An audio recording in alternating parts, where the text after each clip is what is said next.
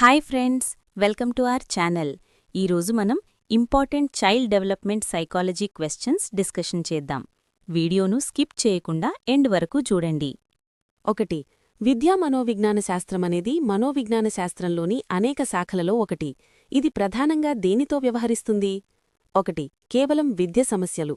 2. కేవలం విద్యా ప్రక్రియ. 3. విద్య యొక్క సమస్యలు, ప్రక్రియ మరియు ఫలితం. 4. కేవలం మూల్యాంకనం సంబంధిత సమస్యలు.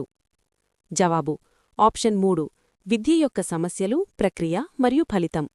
2. క్రింది ప్రకటనలలో ఏది విద్యా మనోవిజ్ఞాన శాస్త్రానికి సంబంధించినది? 1. ఇది ఒక ప్రమాణశాస్త్రం. 2. ఇది సహజ శాస్త్రం వలె పరిపూర్ణమైనది.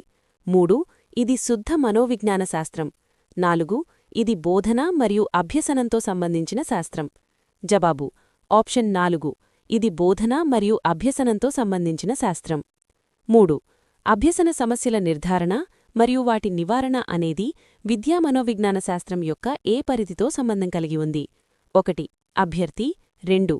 అభ్యసన పరిస్థితి. 3. అభ్యసన ప్రక్రియ. 4. బోధనా ప్రక్రియ. జవాబు: ఆప్షన్ 3. బోధనా ప్రక్రియ. 4. విద్యా మనోవిజ్ఞాన శాస్త్రం దీనికి ఉపయోగపడుతుంది. 1. శిక్షణను నిర్వహించడంలో. 2. బాల్యాభివృద్ధి జ్ఞానం. 3. మూల్యాంకనం. 4. సమగ్రాభివృద్ధి. జవాబు: ఆప్షన్ 4. సమగ్రాభివృద్ధి. 1. ఒక గణిత సమస్యను పరిష్కరించడంలో వారు ఉపయోగించిన ప్రక్రియను వివరించడానికి ఒక ఉపాధ్యాయుడు తరచుగా తన విద్యార్థులను ప్రోత్సహిస్తాడు. అభ్యసన ప్రక్రియ నేపథ్యంలో ఈ వ్యూహం: 1. అర్థంలేనిది. 2. అరుదుగా వాడాలి. 3. నేర్చుకునే వేగానికి భంగం కలిగించవచ్చు. 4. అభిజ్ఞాన నైపుణ్యాల అభివృద్ధికి సహాయపడుతుంది.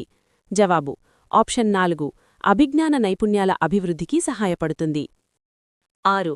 విద్యా మనోవిజ్ఞాన శాస్త్రమనేది విద్య యొక్క శాస్త్రం. ఈ నిర్వచనం ఎవరిచ్చారు? 1. BF Skinner. 2. క్రోన్ మరియు Crow. 3. RB Cattell. 4. EA Peel. జవాబు: ఆప్షన్ 4. EA Peel. 7. లక్ష్యాలు, తరగతిగదు నిర్వహణ మరియు మూల్యాంకన వ్యూహాలతో సంభాషించడానికి ఉపాధ్యాయునికి సహాయపడుతుంది. 1. మానసిక విశ్లేషణ. 2. సామాజిక విశ్లేషణ. 3. మానవ శాస్త్ర విశ్లేషణ. 4. బోధనా విశ్లేషణ. జవాబు: ఆప్షన్ 4. బోధనా విశ్లేషణ. 8. ఒక ఉపాధ్యాయుడు విద్యా మనోవిజ్ఞాన శాస్త్రాన్ని అధ్యయనం చేయాలి. ఎందుకంటే: 1. పరీక్షల్లో మొదటి స్థానం సంపాదించడానికి. 2. దాని సహాయంతో తన బోధన ప్రభావశీలతను అభివృద్ధి చేయడానికి. 3. ఆత్మసంతృప్తిని పొందడానికి. 4. ఇతరులను ఆకట్టుకోవడానికి. జవాబు: ఆప్షన్ 2. దాని సహాయంతో తన బోధన ప్రభావశీలతను అభివృద్ధి చేయడానికి. 9. విద్యా మనోవిజ్ఞాన శాస్త్రం ఏమిటి? 1. భావోద్వేగపరమైనది. 2. సామాజిక. 3.